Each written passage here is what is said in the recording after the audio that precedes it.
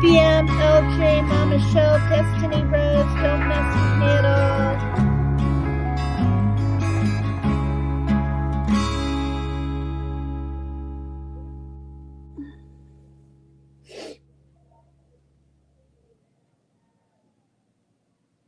We'll let it play one more time, if it does.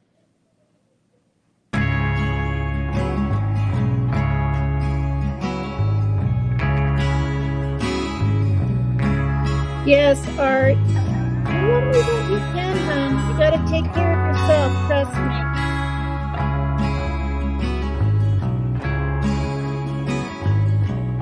Hey, baby girl. PM Turtle Madness.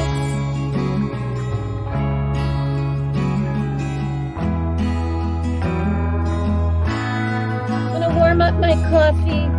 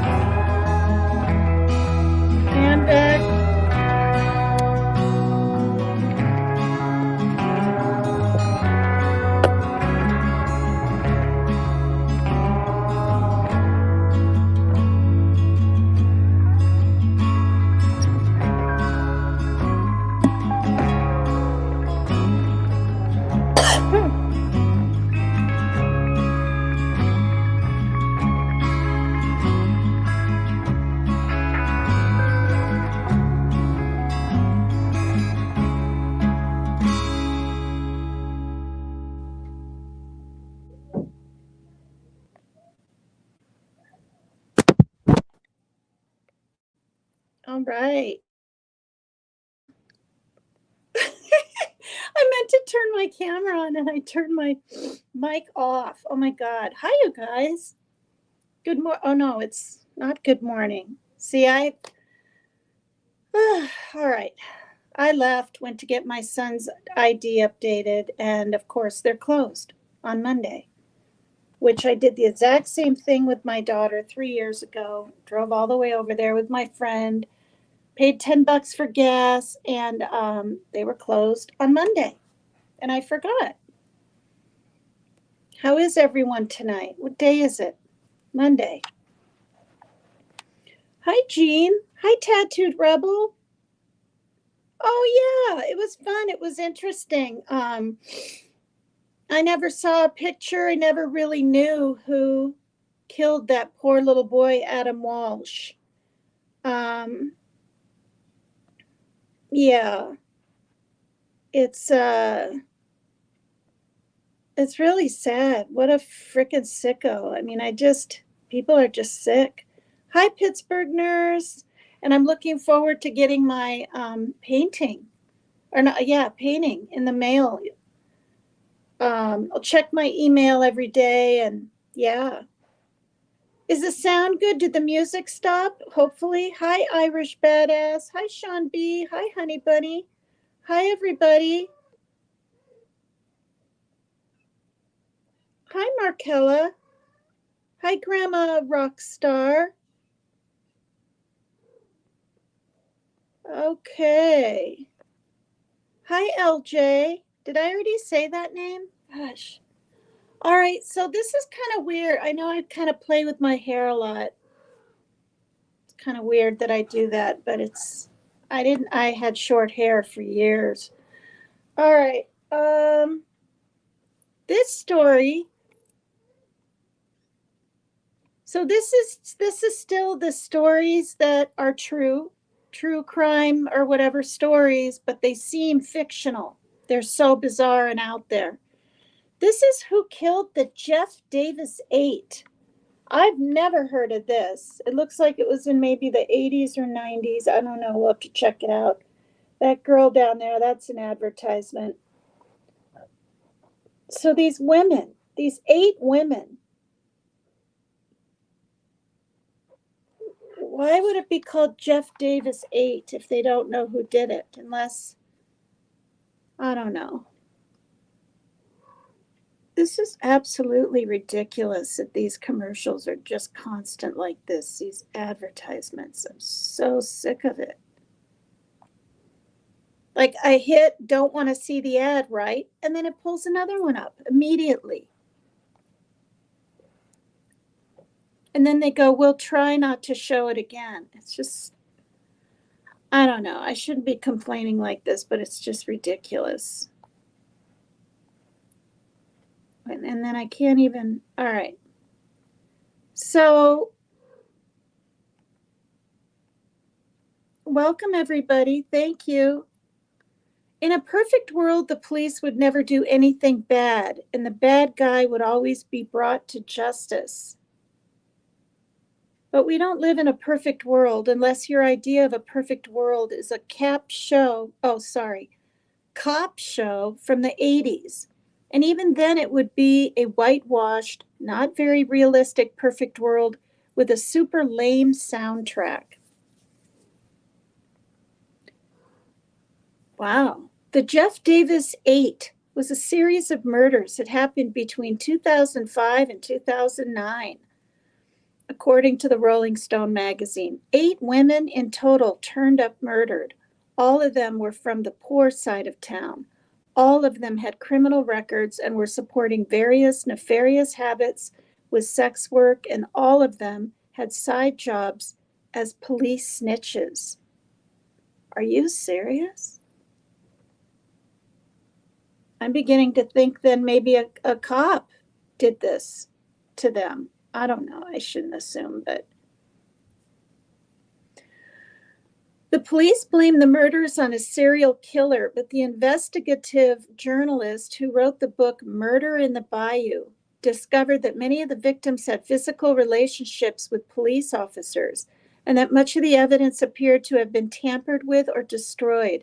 People who protested were fired, and many of the victims had witnessed the murders of previous victims, only to be murdered themselves. Yikes. Hi, Moto Mom. Hi, everybody. Thank you for coming in. Yeah, trigger warning. Why is I did a little pink purple, but I didn't think it would look so. You know how your lighting of different things, women anyway, when we're trying to fix ourselves or whatever.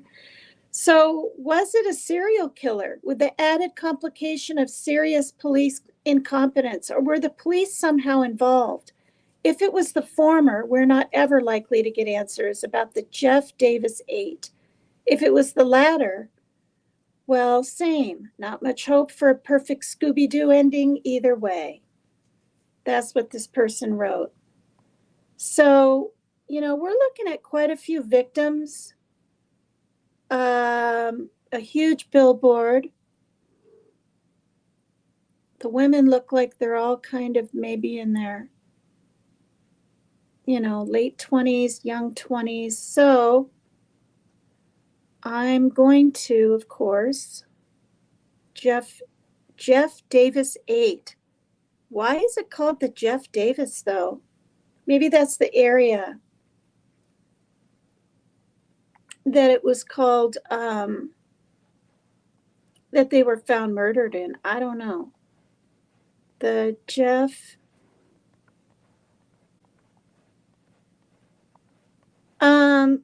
Put a 1 in chat if you've heard of this.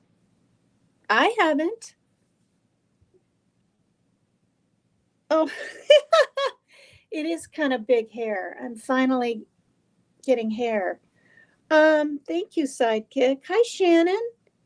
Hi, Chicken Snake. Hi, everybody. Has anyone heard of the Jeff Davis 8 murders? It happened in the bayou. And here's some more images. Okay, they were all pretty much sex workers.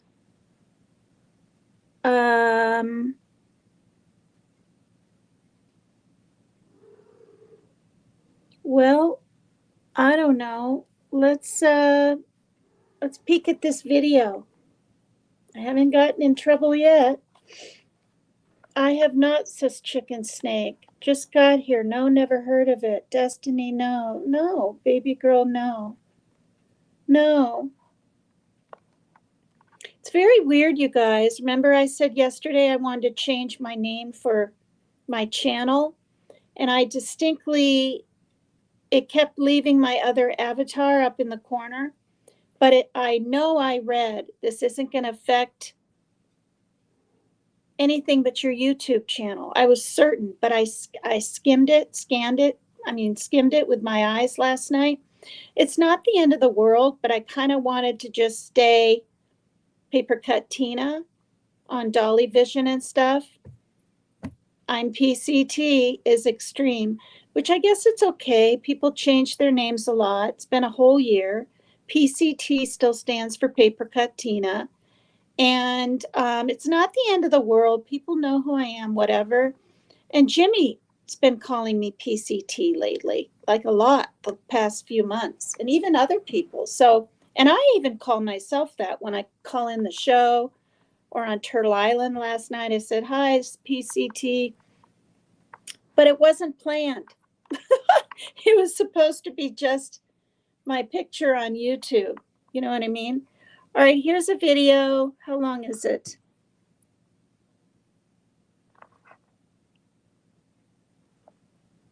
Claims about the Jennings 8 murders made on the Dr. Oz show. A nurse who said she met several of the women said on the show they told her they feared for their lives because they knew a secret. She claims she reported that information to the sheriff's office, who she says did nothing. But the chief deputy says that's false.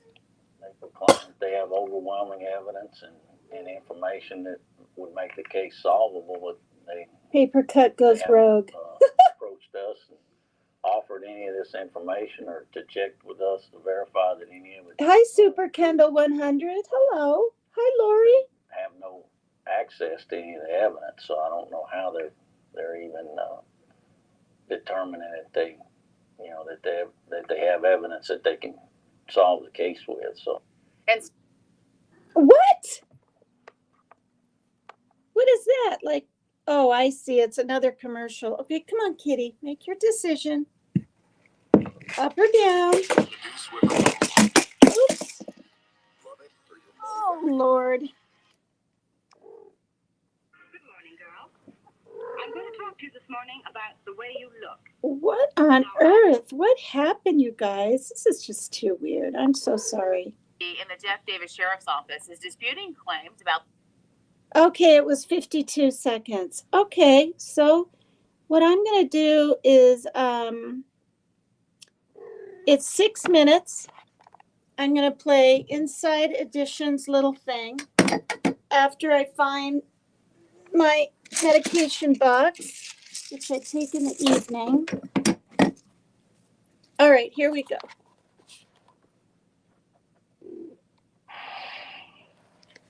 Jennings puts a curse on you. Either you're going to make it or you're going to fall into that grave. The girls, they didn't deserve what the hell they got. There were 8 dead women, no justice for any of those women. It's like they never existed. Thank you, Lori. Hit the likes, please. I'm Ethan Brown, the author of Murder in the Bayou. I'm an investigative reporter, editor, and author of 4 books. Brown's book about 8 killings in a tiny Louisiana town in Jefferson Davis Parish has been made into a documentary for Showtime. The Parish. The murders have never been solved. They have come to be called the Jeff Davis 8. If you're a drug trafficker anywhere in this area, you are picking up cocaine and other drugs from Houston, which is obviously an enormous port city, and then you are then moving them on I-10 east, and you would actually go through Jennings to move those drugs. So the I-10 section where Jennings is located has almost kind of it's nice. Thank you, SKH. That creates drug problems, it creates corruption, and it's sort of like Jennings is a port city, but the port is not water, it's I-10. Here's another body. Here's another one. Oh my God, there's another body. What's really going on in this town? I first started hearing about this in 2010. I had a case that was taking me back and forth between New Orleans and Calcasieu Parish on that I-10 stretch. When I drove on that stretch, this was about a year after the last homicide in 2009, there were large billboards on I-10 featuring the faces of the 8 women. What is this? This is fascinating and strange. These women's faces are on billboards, along with billboards for casinos and hunting shops and gas stations. Suddenly, you're 8 dead women in the middle of all of this. The Jeff Davis thank you, Super Kendall. You're so sweet. Thank you. We're from the south side. Thank you for the flowers. There's that cliche, you're from the other side of the tracks. This is literally the cliche come to life. They were working poor. They struggled with all kinds of things, from mental illness to substance abuse disorder, and really like the day-to-day grind of being working poor. You know, how do I get enough money to eat? Where do I live? Like all of these like really deep struggles. They were also sex workers who ran in the same circles and got high with the same people, including pimps, criminals, and law enforcement officers, according to interviews Brown conducted for his book. These women are struggling. They, however, have large families. They have partners, husbands, kids, sometimes multiple kids, and they are loved in their small community. They're loved by their families. Victim number 7, Brittany Gary, she was 17 years old. She was killed. Her death occurs in November of 2008. Her mother is just this force of nature kind of personality. My child is alive out there somewhere. I know this. Her mother was involved in putting together a search party for her. Her mother was deeply involved in doing a ton of media at the time in 2008. I made a promise that I would find her and I would not stop until I did, and I'm not going to stop. Her mother and her mother's pushing results in the creation of a multi-agency task force, which is created in the late fall of 2008, very soon after Brittany's murder. Hi, Messy Jessie. Multi-agency task force is comprised of the FBI, Jennings Police, and numerous sheriff's offices in the area, including the Jeff Davis Parish Sheriff's Office. When the task force is created in late 2008, there's an initial sense of optimism around this. Like, wow, a lot of people are involved in this. A lot of agencies are involved in this. Maybe this is being taken seriously now. But that optimism quickly gave way to despair. And then, incredibly, the last victim, victim number 8, occurs within 6 months or so of the task force's inception. They can kill in this town and get away with it. Because this is the devil's playground.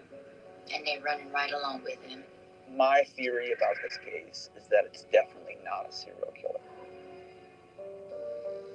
It is a conspiracy of a small group of people who want to basically take these women out and erase this milieu of women from the earth. And mission accomplished on that, I believe.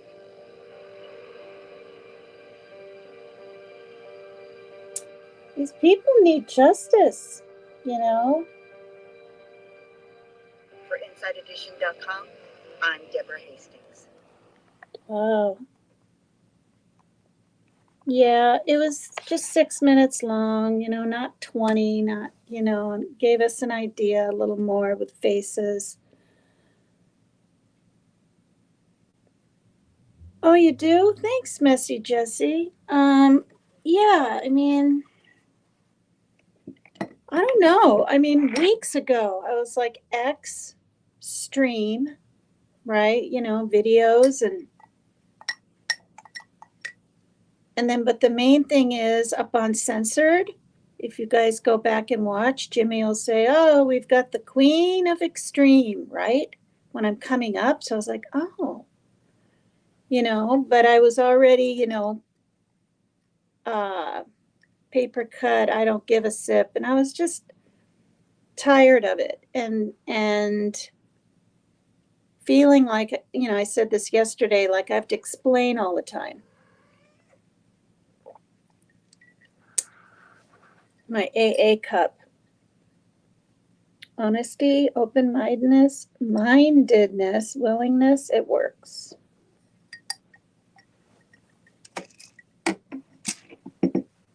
Dolly is going live on his Dolly Vision channel at 11. Okay, so that's 8 my time, is 11 his. Okay, what is his show about? It's not the rerun thing, right? That's the true crime channel. Hi, Lil Susie 86. Oh, thanks for coming over, everybody. Do you know the name of his show, Lori? Not that it matters, because whatever it is, we'll watch it, right? I had some time to kill and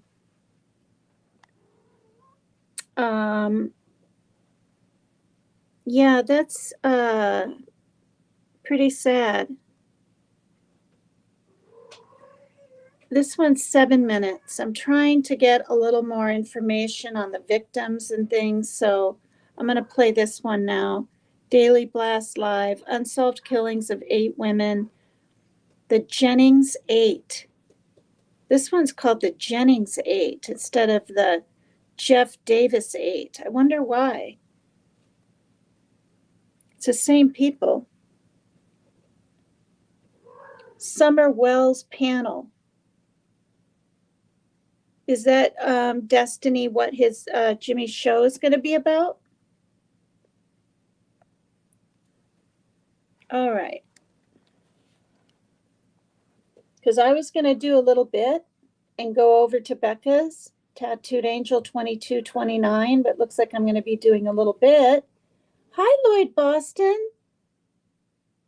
That's 11:45 Dolly time. Well, then that would be 9, 10, quarter to 9 my time, not 8. Oh, yes, Summer Wells open panel. Oh, so he's on Uncensored? Or maybe he's on Dolly Vision, but it says open panel. Oh, it's right here. My notification came down in 30 minutes. Wow.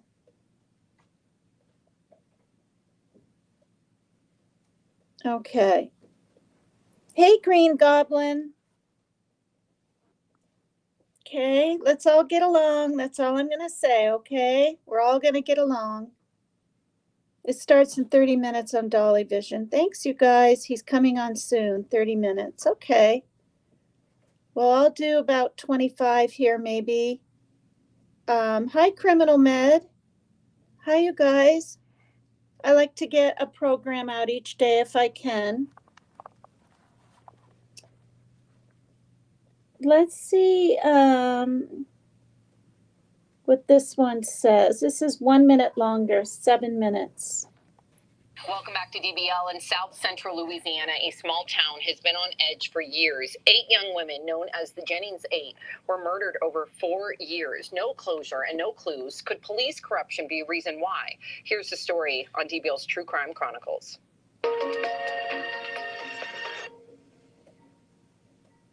On the edge of Cajun country lies a small town, Jennings, Louisiana. Oh, that's why. It's a place that used to be known as quiet farmlands. But now, the roads are a haunting reminder of the horrible things that happened there. It started in 2005. A decomposing body was found floating in a canal in town. It was 28-year-old Loretta Lewis. Less than a month later, another body was found in a different nearby canal. It was 30-year-old Ernestine Patterson. Her throat was slit and she was brutally murdered. Good grief. Over the next 4 years, 6 more women were murdered. In 2007, Kristen Lopez and Whitney Dubois. In 2008, Laconia Brown, Crystal Zeno, and Brittany Gary. And in 2009, the last victim, Nicole Guillory. All of their bodies were dumped along rural roads and canals. I think we have more than one killer here, and I think they all run in the same circle. I think somebody knows something, but they're scared to talk. All 8 women knew each other. Some were related. Wow. Others were roommates. They all frequented the same bars and engaged in drugs and similar lifestyles. After local police failed to crack the case, the victims' families hired Kirk Menard to investigate. Hi, Gramazon. Sometimes I wonder, were they any further Hi, Mary Jane. what they were the first day they started? For years, people living in the town speculated local police could be involved. I think it's connected with the police because it's too many murders and we can't solve them. And instead of going on back to back to back, how you not can catch this man? The police department does Hi, have a Sweet twist in the Misery. past. A police chief was caught stealing money and drugs in the evidence room. Deputy Warren, who was a chief criminal investigator, was caught purchasing a truck from an inmate and selling it for a profit. It's the same truck several witnesses reported seeing one of the murder victims in. They're getting Oh. tons of information Hi, Tree Baby. about specific cops and deputies and their involvement in these homicides. Is it just a coincidence, or could police corruption play a role? Who murdered these 8 young, innocent women, and why? And earlier, Tori and Lindsay spoke with a reporter who's working on this case. Take a look. We are joined by investigative reporter Mike Pearlstein from WWL-TV in New Orleans, Louisiana. First off, thank you for being here. 8 women, I can't believe I'm saying this, were murdered over 4 years, and their bodies were dumped on the side of a rural road. These killings were brutal. What, for you emotionally, has it been like covering this case since day one? The task force was offering $85,000 reward. What was very emotionally difficult were the lack of answers. I spoke into the families of these victims. Some had hired private investigators. There seemed to be no progress in even generating viable leads in this tiny town. The bodies in 6 of the 8 cases had decomposed to such an extent that it made forensic evidence hard to find. In some cases, the cause of death could not be determined. All of these women knew each other and they lived the same lifestyle. So there have been a few suspects, but no arrests. Thank you, Diana. Where does the case stand today? Tragically, all these years later, the case may be even further away from getting solved than it ever was, primarily due to the death of one key witness who knew all of these women. He was a drug addict, drug dealer, pimp, and he had connections to all 8 of the women. In fact, he was the last person to see a couple of them alive. His name is Frankie Richard, and he passed away in 2020. And buried with him are many, many answers to these burning questions. He had given interviews, including to me, admitting that he had pimped these women for drugs, prostituted them. That was the one sad common thread in the life and lifestyles of these 8 women. In Jennings, at this point, there was some allegations Louisiana, of misconduct Lori. in this case. And I just want to know, does that still stand true? And is there distrust in that sort of local, small town law enforcement with the community? Well, I would say that echo of police involvement is probably as loud as it has ever been. For one, how do you have 8 killings in a 4-year span in a small town with both a local police department, sheriff's office, and now an FBI task force, and keep running into roadblocks, evidence that has disappeared? So what's it like for people who still live in Jennings and can't escape the tragedy? The people of the town are both distrustful of law enforcement and a little bit fearful. If you're able to, whoever was responsible for this, get away with 8 killings in a short period of time, successfully covered up, and now the trail has gone completely cold. Yeah. To learn more about this case, visit WWLTV.com. This story also is the subject of a new podcast episode. All you have to do is search True Crime Chronicles on your favorite podcast player. Mike, thank you for keeping these 8 women in the front and center of the public's attention. We really appreciate it. We'll be right back. Oh, good grief. Cops sound very sketch to me too, you guys. Right? I'll tell you, if I lived there, even like in that state, or maybe even down south, a state away from Louisiana, which I don't know my geography very well. I don't know if it's Alabama or Georgia. Oh no, that's Atlanta, Georgia. I don't know if it's Georgia. What state is near Louisiana? Anyway, I wouldn't even be doing this. I'd be afraid that someone bringing it up even. Now, granted, did they say the first killing was 2004? The next one was 2006, I think they said. Or no, there was like 1 and then 2, then 2 more. It was a 4-year span. We do know that. Okay. Texas is near Louisiana. I didn't know that. Mississippi, Arkansas. Hi, Gen X 1776. Hi, Sherry Finnerty. Thank you. I see some new faces. I love seeing some new faces every day. Thank you. Thanks, you guys. So sweet. I want to see the one you have, what? I have ties to? Oh, at SMTC. Who's SMTC on here? Oh, Sweet Misery. I want to see the one you have ties to. Yeah, Sweet Misery has her own channel, and I had time to look at some of it, and it's pretty darn good. And I'm gonna, I don't think collab is the right word necessarily, but I'm gonna come up on her panel sometime soon. Maybe even what, tomorrow night, Sweet Misery, or whatever works for you. And we're gonna discuss whatever true crime thing she wants to talk about, whether I've heard of it or not. I like this winging it. I don't want to plan and take notes and all this. I like winging it. Then I can ask her questions and say, well, what about this? Do you know about that? And if she doesn't know, then she doesn't know. And we're just sort of conversing and talking and bantering, for lack of a better word, back and forth. It's ad lib, right? I think it's more interesting than just constant reading of something, right? Yeah, so hi LJ, that'll be fun. And it's Sweet Misery's show. She kind of liked the idea, or that's what she was thinking too, actually.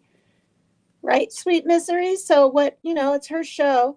Hi, Peace, Love, and Life. Hi, thank you. All right, so Jimmy's going live in 20 minutes. How do I, okay.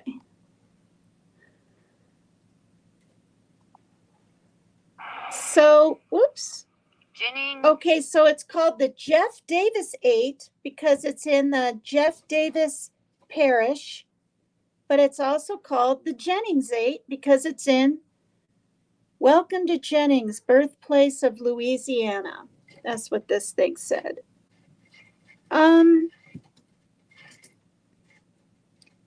There's 8 people. I don't want to just, okay, I'm going to go ahead and play this one now. There's 8 murdered women. It's not back in the 70s, 80s, 90s. I'm probably not much I can do, but especially if cops are involved, whatever, but getting it out there in some way is possibly a good idea. This is 11 minutes. I'm going to play this, you guys, and then I'm going to go over and join Dolly Vision or however that works. And then probably after, I'm going to come back and do some more. Yeah, I'm afraid of alligators too. Crocodiles, alligators, snakes. Spiders I can kind of handle, unless it's a big tarantula or something, or a huge daddy long-leg. Ugh. But snakes, they're too fast. Hi, Cameron. Hi, Love XX Metal 1994. Hi, everybody. Thank you so much for coming in. If I missed your name, don't be offended. Oh, oops, I meant to hit this one. Wait, this one. Mine happened in 2001 in Jennings, Louisiana. My cousin did it, then killed himself. Oh my gosh.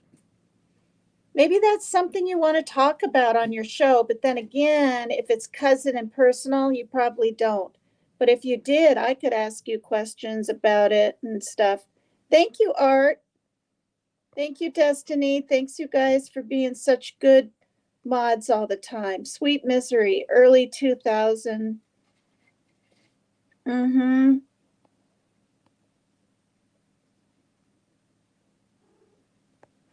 Oh, you're still not getting notifications. Okay, I heard that too, that if you unsub to my channel and then resub, you really might get them. You might get them.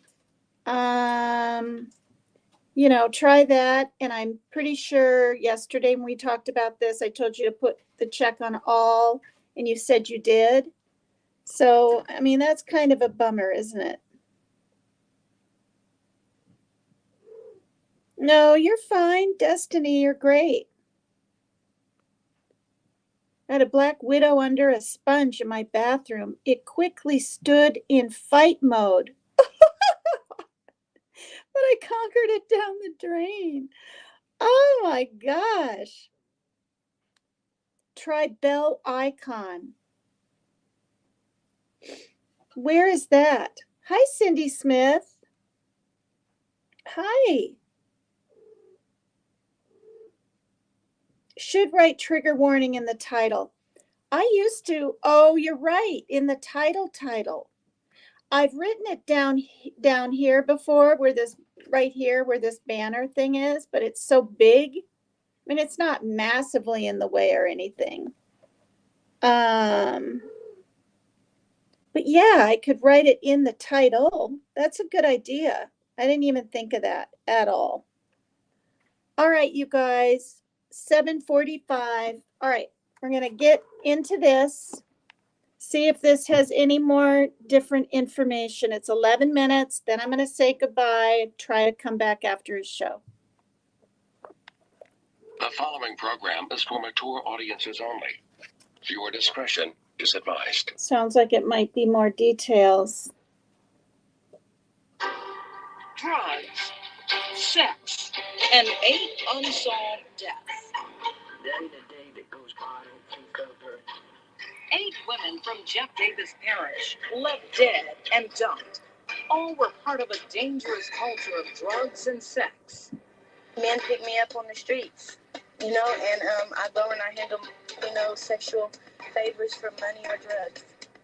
A large investigation was launched to solve the mystery, but still no answers. Oh, good idea, sweet. Community.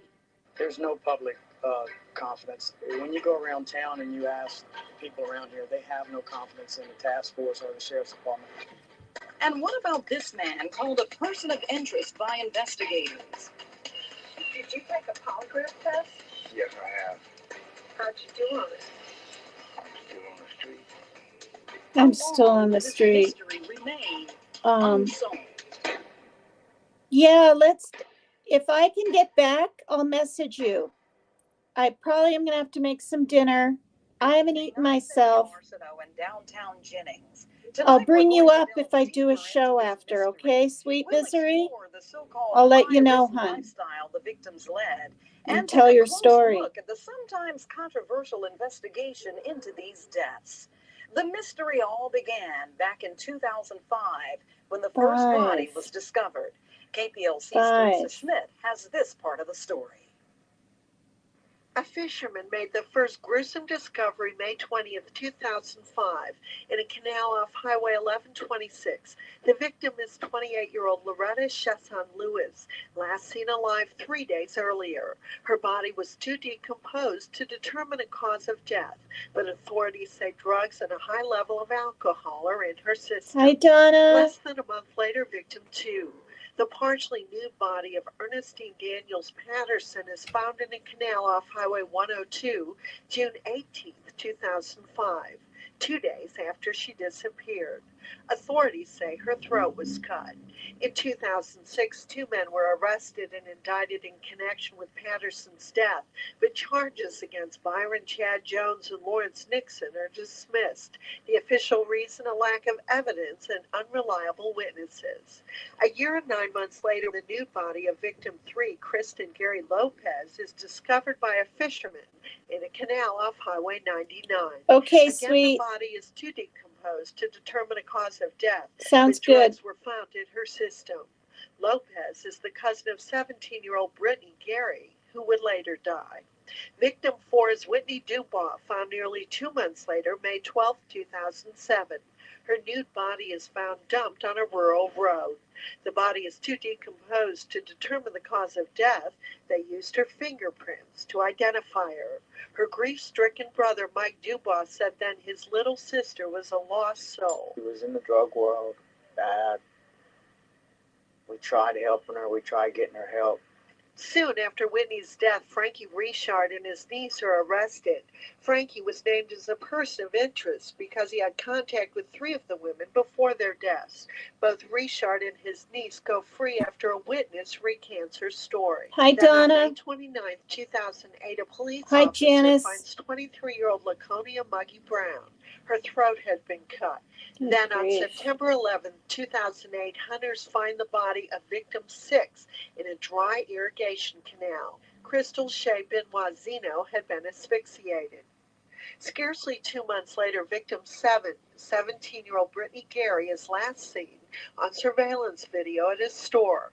Her mother, Teresa Gary, pleads for anyone with information to come forward. So I'm asking anyone out there, if you have seen Brittany, please, I'm begging you, please call me. Family and friends search for Brittany. It ends on November 15, 2008. Brittany's body is found in a field off Highway 1126. It's a homicide with the cause of death ruled asphyxia and mixed drug intoxication. Finally, August 19, 2009, off Interstate 10 in Acadia Parish, the body of victim 8, Nicole Guillory, is found just 2 weeks before her 27th birthday. It's ruled a homicide caused by asphyxiation. It's an eerie coincidence that surveillance video shot by a private eye investigating the deaths captured images of Guillory just before she would become a victim. Guillory is seen in an area frequented by many of the women. While autopsies did not conclude all deaths were homicides, the sheriff says investigators are treating them as such. While Sheriff Ricky Edwards says all along they've sought help and used resources from other agencies, in late 2008 a multi-agency investigative team or task force was made official. I don't have Rumble. We have the resources from the FBI. We have resources from the state police. In addition to the FBI, we have their behavioral analysis unit. So we have resources that are available to us from all walks of life. Edwards says 14 local, state, and federal law enforcement agencies are working together to bring those responsible to justice. We'll have more on Frankie Richard, the man named as a person of interest back in 2007, and the woman whose statement led to his arrest and why she says she lied. Thanks, Teresa. You know, this dark cloud that hangs over Jeff Davis Parish is all that people are talking about. But how many of us really know the young women? How many of us know about the tragedy that their families are feeling? We sat down with family members of all of the victims to get a closer look at the lives behind the headlines. Oh, I wake up with her on my mind. I go to bed with her on my mind. It's my life. I mean, she's gone now. I have no closure. Melissa Gary deals with the heartache and pain one day at a time. Her daughter was 21-year-old Kristen Gary Lopez, a young woman who, as a little girl growing up, was no different than any other. She was a loving child. She was my baby. But trouble began early on. Kristen dropped out of school in the 8th grade, and things just weren't right. He tried to talk to her, and we all did. I mean, I did, my family, her dad, his family, her godparents. I mean, she would listen for a little while, but I guess she got that urge. Drugs were a very real part of Kristen's life, all of the young women's lives, and they all moved in the same circles to get those drugs. In fact, they knew each other, so Kristen herself was called in when the first victim, Loretta Chesson, was found. When they found Loretta, they called, I remember if it was the same day or the next day, for them to interview Kristen. We were living in Welch, and I had to bring Kristen to them talking. You could tell she was scared, but she never would tell me anything because I've asked her. Knew was there something bothering, but she just never would tell me. An uneasy feeling that her daughter was keeping something inside, but if she was, she would take it to the grave. Oddly enough, family members of other victims tell similar stories. She would always tell us that, that she wouldn't. Thank you, Destiny. Wouldn't live long. Her and she knew that, wouldn't tell us nothing, but she knew. 26-year-old Nicole Guillory, the latest victim found this past August. Nicole was the mother of 4 children, the youngest who just turned 1. Her mother, Barbara, admits life wasn't easy for Nicole. Nicole dropped out of school in the 7th grade. The family life, we were not together with her daddy. We were apart more than anything. And she, I guess, took that hard. She had trouble, I guess, accepting it. But in spite of it all, her sister Jessica expresses hope. They might have took Nicole, but they did not take the memories. They did not take her spiritually away. She's still here. I feel her. It's like I can hear her stomping down the hall sometimes. They couldn't, no matter how much they try, they can never take that away. Who was Ernestine Daniels Patterson? Her younger sister Jessica remembers a happier time for her family. It was funny. She was very respectable. Yes, ma'am. No, ma'am. She helped people. They need help. But drugs managed to creep into Ernestine's life as well. She was a mother of 4 who her parents say really loved her children, but a downward spiral had begun. Cut her throat. I don't think she deserved it, because that's not right in God's sight. And that hurts a lot. I can't rest at night. It hurts a lot. It bothers me. It hurts. There was definitely danger all around Ernestine. Jessica recalls what happened one night when she and her sister were walking home and strange men drove up offering a ride and drugs. Want some crack? Y'all want some weed? Y'all ain't nothing but some beans. Y'all nothing but some hoes. They escaped danger that night, but Ernestine's sister says she'll never forget it. He said, gonna catch one of us and kill us. And I came home, I told my mom and them, called the police. Police told me they can't do nothing because, I really didn't have a name. I didn't have his name, but I seen his face, and I still remember that man's face from the day. I remember the car, everything. He had black gloves on, white shirt, pants, boots, a beard, bald head with blue eyes. Unfortunately for the Daniels, they haven't seen their 4 grandchildren since Ernestine's death over 4 years ago.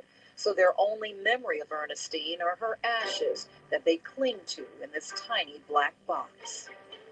They found another body, and the description matches Whitney, and she told me, you need to get here right now. Good grief.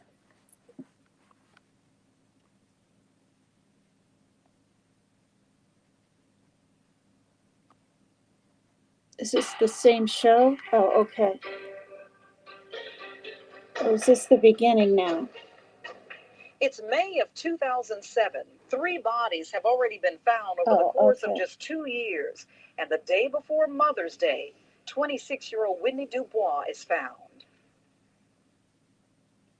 Whitney and her biological sister Taylor were adopted by the Dubois family. Her adopted brother Mike says Whitney was with them as a baby. Even though she was adopted, we had more of a blood brother and sister relationship. And like I said, I raised her partially as my daughter for a long time. Whitney was found the day before Mother's Day. Her 5-year-old daughter Beyonce had made her a Mother's Day card at school, not knowing her mother would never get to read it. She brought the card to the funeral home, and she read the card in front of the people in the funeral home. And she cried. She put the card on top of the casket, and she ran out of the funeral home. But the family is determined to be sure the little girl will have a good life. They try to shelter her from all the talk and rumors, but know that it will be hard. I feel like my sister fell victim to the streets, which a lot of people do. And her addiction was a problem that she became weak to and she couldn't fight. But I want to still be able to hold my head up high and be proud that Whitney was my sister. We put our T-shirts on, and we're glad that we wear our sister's name on our back. It doesn't make a difference to us. It shouldn't make a difference to anybody else. At the end of the day, somebody out there killed these women. And, you know, when you have to look into their children's eyes every day and see the hurt and pain that it's caused, it changes your perception. 62-year-old Bessie Brown has to look into this little boy's eyes every day. He's her great-grandson, 4-year-old Jaheem. His mother, Laconia Muggy Brown, became victim number 5. He grabbed a vase, a white vase, and he said, Mimi, this is for Muggy. We gonna put it on Muggy grave. And he got down in the graveyard, he kissed him. He said, I love you, Muggy. It was hard to believe. It was hard to believe because, like, you just seen him today. I think this is over in like 2 more minutes. Muggy's sister Kendra remembers her as protective and nurturing. She would very like to encourage us not to be down. She always wanted us to be happy, keep going, never give up. She has strong feelings about how the Jeff Davis How long are is this? portrayed. The drugs, sex, and the dark life are very real, but the victims are still just that, victims. It don't make nobody a bad person. They go hang on Main Street, and I don't know why they saying that. Okay, you hang 3 on more Main Street, you're a bad minutes. person. No, you're not a bad person. You can be loving, you can still be caring, but you're not a bad person because you're hanging on Main Street. In the meantime, life seems to have come full circle for Miss Bessie. She raised Muggy all her life, and now she's left to raise Muggy's son.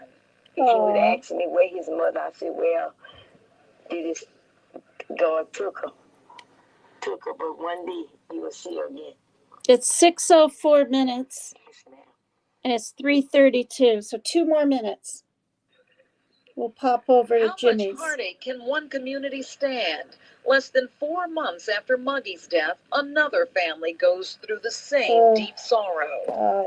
I thought that it could happen to her, and we talked about it often. Crystal and I talked about it often also.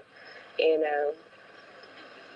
she always said, I knew her, you know, we know she knew Kristen, we know she knew Loretta, and she said she knew Ernestine, she knew Muggy, and it kept going, and she's like, well, what if I'm next?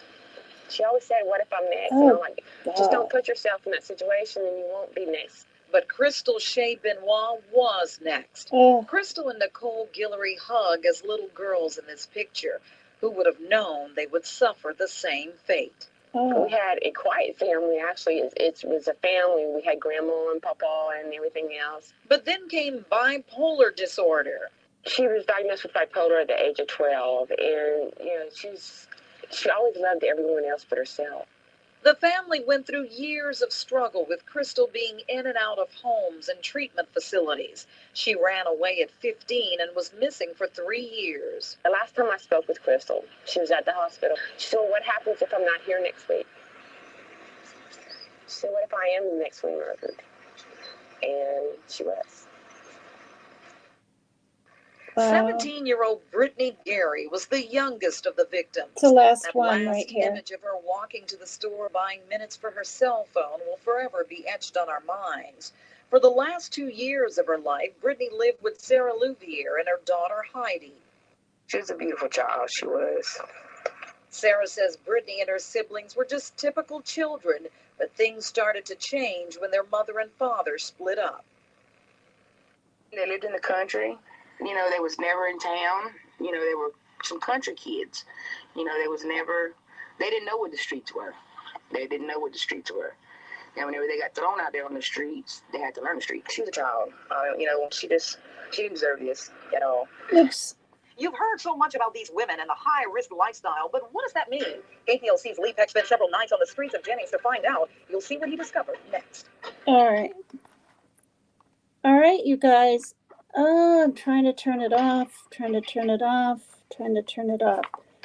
All right, you guys. Thank you for coming to PCT is Extreme. I love you. I'm going to go over to Jimmy's now and should be able to be back, hopefully, with Sweet Misery so she can tell her story and stuff up on panel. All right, love you. Thanks for everybody coming. Bye-bye.